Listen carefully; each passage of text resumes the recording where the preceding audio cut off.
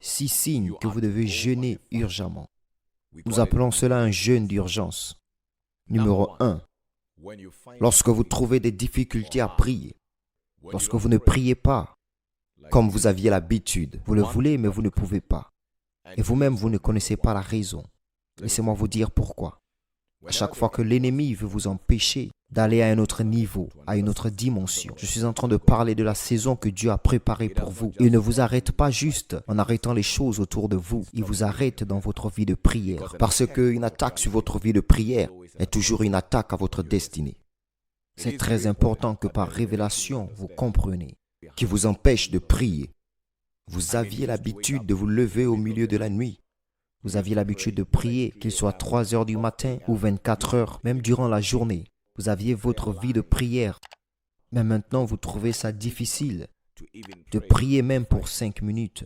Faites-moi confiance. Ce à quoi vous avez affaire a dépassé la ligne du naturel. C'est maintenant spirituel. C'est maintenant surnaturel. Alors vous devez jeûner. Et pourquoi cela? Parce qu'il n'y a aucun problème dans ce règne que le jeûne ne peut arranger. Parce que le jeûne est l'une des plus grandes armes dans le règne de l'esprit. La Bible dit dans le livre de Ésaïe que ceux qui s'attendent au Seigneur renouvelleront leur force. Alors si vous vous attendez au Seigneur dans le jeûne et dans la prière, vos forces seront renouvelées. David l'a dit, il était arrivé à un point et à une position où il ne pouvait plus prier. Mais lorsqu'il a pris un jeûne, sa vie de prière a été restaurée. Et l'esprit du manque de prière a été brisé. Parce que les hommes doivent toujours prier et pas se relâcher. Luc 18, verset 1. Numéro 2, la nomophobie. S'il vous plaît, prêtez attention à cela. La nomophobie, c'est la peur de vivre sans son téléphone portable. Oui, vous devez jeûner lorsque vous réalisez que vous êtes accro à votre téléphone portable. Plusieurs personnes ont l'habitude d'avoir accès à Dieu lorsqu'ils se réveillent. Mais certains d'entre vous, maintenant que nous parlons, alors que vous êtes en train de regarder cette vidéo, lorsque vous vous levez, vous n'avez plus accès à Dieu, mais vous avez accès à votre téléphone, vérifiant qui a dit quoi, à quelle heure. Vous connaissez les affaires de tout le monde, mais pour votre vie, plus rien ne va. Et faites-moi confiance. Ce à quoi vous avez affaire a dépassé la ligne du naturel. Ceci est maintenant spirituel, parce que je crois que la loi de cause à effet dit que rien ne se passe juste parce que cela veut se passer. Non, il doit avoir une cause. Alors il y a une raison pour laquelle vous êtes maintenant accro à votre téléphone portable. Maintenant, votre vie spirituelle est en déclin. Les choses ne sont plus ce qu'elles étaient avant. Je suis en train de parler de quand vous aviez l'habitude de passer du temps en lisant la Bible. Vous lisiez la Bible pour 30 minutes ou 1 heure. Mais maintenant, vous passez plus de la moitié de votre journée sur votre téléphone portable. Vous ne toucherez pas la Bible. Vous ne prierez pas comme vous aviez l'habitude. Il est important que lorsque vous remarquez cela, ces signes dont je suis en train de parler, lorsque vous commencez à les ressentir, lorsque vous savez que maintenant je suis accro à cette chose, vous devez jeûner, pas seulement de la nourriture, mais aussi jeûner pour ces choses. Alors vous vous dites que je ne toucherai pas cela pour cette période d'heures ou de temps, et vous faites exactement cela pendant que vous êtes en jeûne et en prière, parce que cela renforcera votre esprit à avoir le contrôle. Numéro 3. Lorsque vous êtes maintenant en train de subir des retards inhabituels dans votre vie, naturellement, il y a des gens qui disent « Le retard n'est pas un refus ». Laissez-moi vous dire quelque chose, frères et sœurs. Si le retard n'est pas pris en compte, il y aura un déni. Au travers de la prière et le jeûne, on peut toujours remédier au retard. Nous l'avons vu dans les jours de Daniel. Pendant qu'il était en prière, son ange, ou l'ange qui descendait avec sa réponse, l'ange Gabriel, était aussi fortifié. En fait, il a fini par faire appel à un remplaçant, et Michael est arrivé pour combattre le prince du royaume de Perse. Et la réponse de Daniel avait été donnée. Cela signifie que si Daniel n'avait pas continué à prier, l'ange qui était venu avec sa réponse aurait pu prendre 40 jours ou aurait pu prendre 40 ans. Alors parfois, lorsque vous avez des retards dans votre vie, spécialement lorsque vous savez qu'à ce niveau, je ne dois pas expérimenter de retard, prenez un jeûne et lorsque vous jeûnerez, vous démantelerez tout plan de l'ennemi dans le règne de l'esprit. Numéro 4.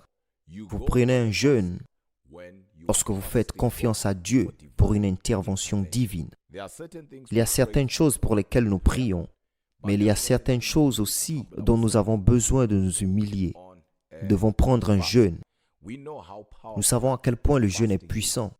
Lorsque vous regardez à Esther, la Bible nous dit comment le jeûne les a canalisés et a fait intervenir le ciel.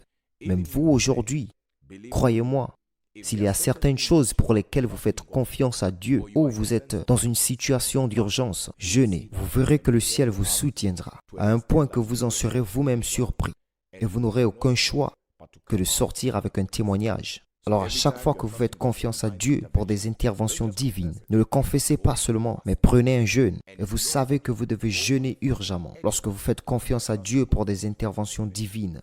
Numéro 5.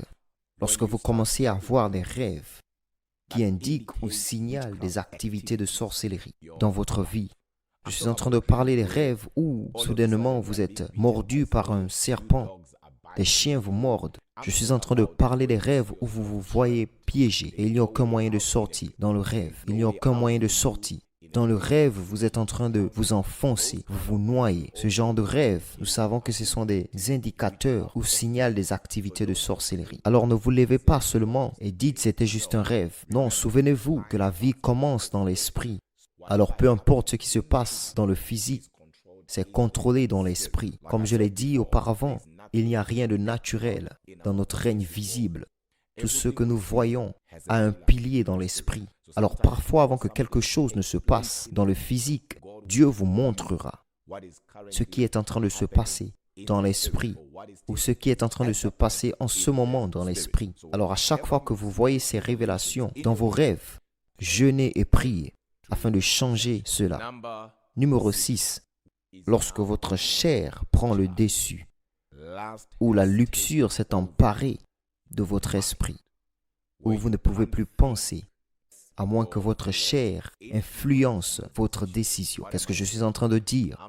Je suis en train de dire que nous sommes des êtres spirituels avec des expériences terrestres. Nous ne sommes pas des êtres terrestres avec des expériences spirituelles. Et nous savons ce que la Bible dit au sujet de nous marchant dans l'esprit et pas dans la chair. Parce qu'aussi longtemps que vous marchez dans la chair, vous produirez ou vous porterez les fruits de la chair. Mais il vous faudra marcher dans l'esprit afin de porter les fruits de l'esprit. Et comment portez-vous le fruit de l'esprit? C'est en étant sûr que vous marchez dans l'esprit et que votre esprit a plus d'autorité, plus de puissance, plus de domination que votre chair. Alors à chaque fois que vous réaliserez que votre chair a pris le dessus ou votre esprit est maintenant sujet à votre chair, vous jeûnez. Et à chaque fois que vous jeûnez, vous suppressez la chair. Vous êtes maintenant en train d'amener la chair à l'obéissance, à la soumission, et votre esprit aura le dessus. Chaque fois que vous sentirez que votre chair a pris le dessus, ou ma chair est en train de prendre le dessus, prenez un jeûne. Parce que certains d'entre vous, ce que vous faites, c'est que vous attendez, pensant que les choses iront mieux.